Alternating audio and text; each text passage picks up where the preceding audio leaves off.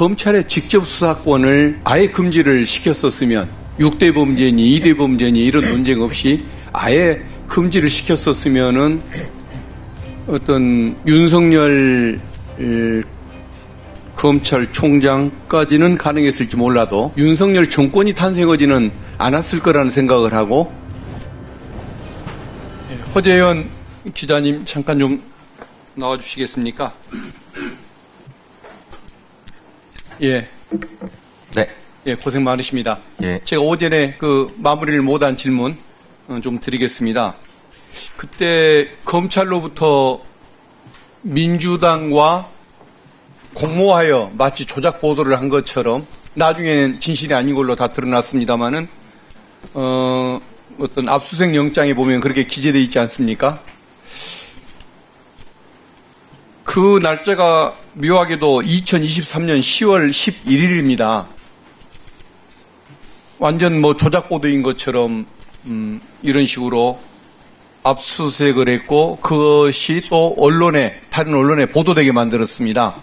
이 부분은 제가 보기에는 그 당시 그 날이 그 강서구청장 보궐선거로 상당히 뜨겁던 시절이었는데, 그 시기에 맞춘 것이 아니냐라는 다른 언론들의 의혹 제기가 있었습니다. 우리 참고인의 이에 대한 의견은 어떠신지 한번 밝혀주십시오. 네. 저도 좀 그런 문제의식을 가지고 계속 주장을 좀 해왔던 그 기자 중에 한 명인데요. 바로 오늘 그 청문회에, 어떤 그 중요 의제의 프레임도, 사실, 그 연장선상에 영향을 여전히 주고 있다고 생각합니다. 아까 어떤 의원님께서, 저의 사건을, 제가 이제 참고인으로 나왔지만, 대선 여론조작 사건의 중요 참고인 이런 식으로 소개를 하시는 것 같았어요. 근데 그게 바로 그 검찰의 조작수사 프레임이거든요. 저희는 대선 여론조작 사건에 개입된 기자들이 아니라 검찰의 조작수사에 휘말린 기자들이고, 그 당시에 바로 10월 11일 2023년 10월 11일 그때가 이제 서울 강서구청장 재보궐선거일이었는데, 그때 하루 종일 기사 인터넷 포털 사이트 대문 화면에는 민주당과 기자들이 대선 여론조작 공모 혐의로 압수수색 당하고 있다라는 게 하루 종일 포털 사이트를 도배하고 있었습니다.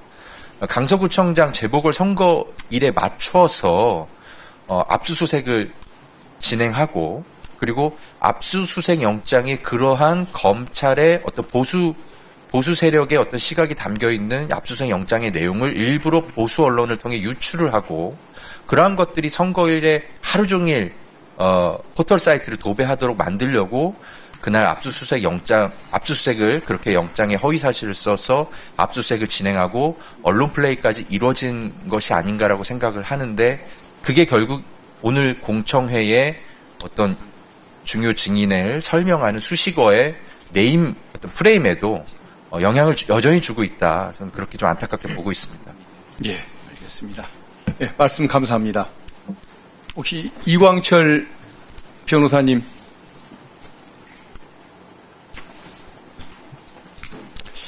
예, 지금 우리가 사건에 대해서 얘기를 하고 있지만, 근본적인 오늘 청문회를 개최하는 근본적인 목적은 검찰 개혁의 필요성. 예. 이 부분에 대한 얘기를 나누고자 하는데, 예. 있습니다. 예. 우리 참고인께서는 문재인 정부 때 임기 시작과 함께 민정비서관을 담당하시면서 검찰 개혁 문제 이 부분에 대한 연구를 하고 또 주도를 하셨던 걸로 알고 있는데 맞습니까? 주도라는 말씀은 적절치 않은 것 같고요. 그때 민정수석실을 중심으로 한 그 수사권 개혁을 포함한 검찰 개혁 의제에 대해서 제가 실무적으로 여러 가지 조사하고 그런 보좌했던 그런 업무를 했었습니다. 근데 이제 저는 궁금한 것이, 그때 아예 그 당시에 검찰의 직접 수사권을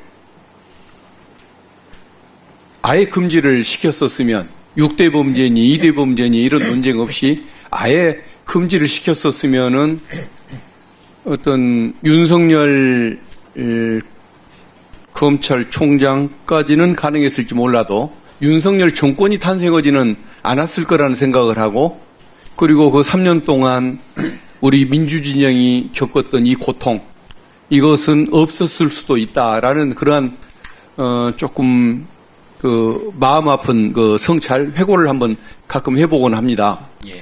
그때 그 조국 수석이 계시고 문재인 대통령님이 계셨었을 텐데, 그때 지금 검찰의 직접 수사권 폐지, 특수부 폐지 이 부분에 대해서는 좀 그 어떤 논의나 방향성을 가졌기에 그게 완전히 금지가 안 되고 6대 범죄를 살려주는, 그 6대 범죄는 사실상 특수부가 수행하고 있는 모든 업무를 포함하는 것이었기 때문에 특수부를 살려주는 것이나 다름없었던 그런 결과였다고 생각을 합니다. 그게 어떤 의사결정이 내부에 있었길래 오늘날 같은 이런 그 검찰개혁을 다시 해야 하는 이런 불행이 초래가 됐던 것일까? 그거 한번 좀 설명 좀 해주시면 고맙겠습니다. 예, 의원님 말씀과 같이 문재인 정부의 이제 검찰개혁에 어떻게 보면 거대한 반동으로, 윤석열 정권이 탄생했고, 이런 점에 대해서, 당시 검찰개혁 업무에 몸담았던 사람으로서, 문재인 정부 전체를 제가 대표할 그런 지위는 아니지만, 저 또한 늘 성찰하고, 국민들께 송구스럽게 생각을 하고 있습니다. 이제 그런데, 이제 그 시기로 돌아가 보면 이제 그 존경하는 박윤택 의원님께서도 그때 당시 법무부에서 이제 재직하고 계셨던 걸로 제가 그때 기억하고 있습니다만, 문재인 대통령께서 선거에 출마하셨던 당시 대선 공약과, 그리고 그때 당시 인수위 없이 출범했던 국정기획자문위원회가 그 대선 공약을 구체화해서 마련했던 국정과제는 검찰의 그러니까 수사 기소 분리를 추진하되 단계적으로 추진한다는 점, 그리고 검찰의 2차적 보충적 수사권을 남겨둔다는 점, 이런 것들을 골자로 했던 것입니다. 물론 공수처 출범을 통해서 검찰을 조직적 기관으로 좀 견제한다라는 것도 포함되어 있었지만, 오늘 주제와 관련돼서는 크게 보면 수사 기소 분리를 단계적으로 추진한다, 그리고 검찰의 2차적 보충적 수사권을 남겨둔다. 이제 이 부분을 가지고 구체화해서 정부의 수사권 조정 정부 합의문으로 발표됐던 게 2018년 6월 21일자 이낙연 총리께서 발표하셨던, 그때 박상기 장관님하고 김부겸 행안부 장관님 그리고 조국 민정수석이 참여해서, 네 분이 참여해서 그때 발표를 했던 수사권 조정 정부 합의문이었고, 그래서 경찰의 1차적 수사권들을 전면적으로 수사지휘권을 폐지하고 상호 협력 관계로 검경의 관계를 전환하고, 또 경찰에게 일정한 범위의 수사 종결권을 주고, 그러면서도 송치받은 사건에 대해서 2차적 보충적 수사권과 함께 검찰의 직접 수사 역량은 국가의 중요 범죄에 한해서 매우 엄중하게 행사돼야 된다라는 점을 골자로 해서 2018년 6월 21일자 정부 수사권 조정 정부 합의문이 발표됐던 것이었습니다. 그래서 이제 그때는 그러한 취지를 담아서 검찰의 직접 수사 개시 부분들은 가급적 억제를 하고, 그렇지만 당시에 이제 두 가지 요건이 좀 매우 중요하게 좀 고려되었었는데요.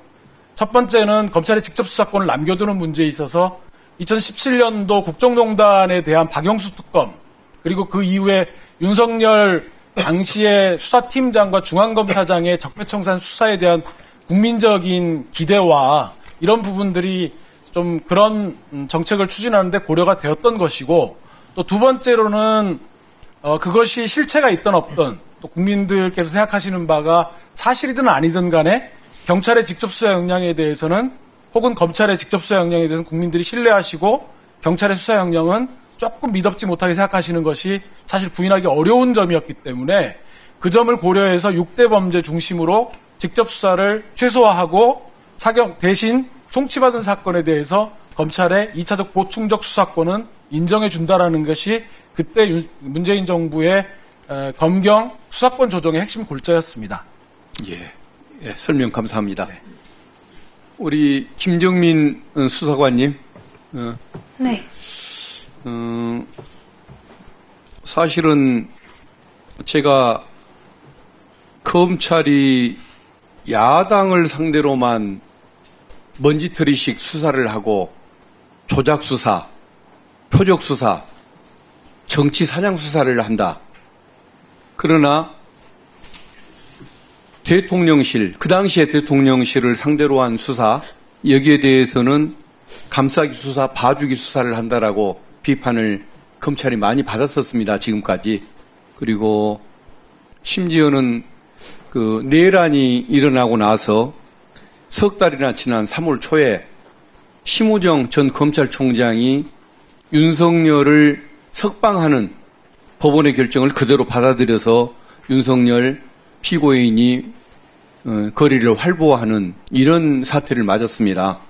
그렇기 때문에 검찰이 전부가 다 욕을 먹고 윤석열을 뒷받침하는 세력이 검찰이다라는 비판을 받아왔지만 그래도 남부지검은 그 작년 연말에 건진법사를 상대로 물론 내란이 발생한 이유이기 때문에 칭찬을 다 들을 수 있는 건 아니지만 그래도 다른 데와 달리 그 건진법사를 상대로 영장도 청구하고 그래도 뭔가 좀 일을 하려고 몸부림을 치는구나라고 그걸 다행스럽게 생각하고 널리 그 부분에 대해서 얘기를 홍보까지는 아니지만 그래도 이런 뭐 작은 몸부림이라도 보이는구나라고 얘기를 했었는데 이번 이 관봉 띠지 사건이 생기면서 그 작은 그래도 칭찬할 여지가 없어져 버린 결과가 됐습니다.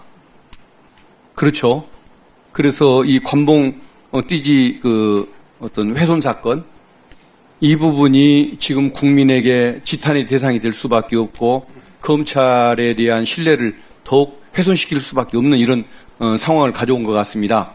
그래서 저는 시간 관계상 더 구체적인 건 묻지는 않겠습니다만은 어쨌든 어떤 경위를 거쳐서 어떤 이유 때문에 과연 띠지를 그 훼손을 하게 됐는지 이런 부분에 대한 진상을 좀 밝혀줘야 할 의무가 증인에게는 있는 것 같습니다. 그래서 어떤 뭘 뭐 감추려고 하거나 숨기려고 하지를 말고 그 다른 위원님들 질문하시거든 진상을 소상하게 기억을 최대한 되살려서 얘기를 해주시는 것이 국민에 대한 도리가 아닐까 싶습니다. 어떻습니까? 네, 알겠습니다. 예, 그렇게 좀 임해주시면 고맙겠습니다. 네. 예.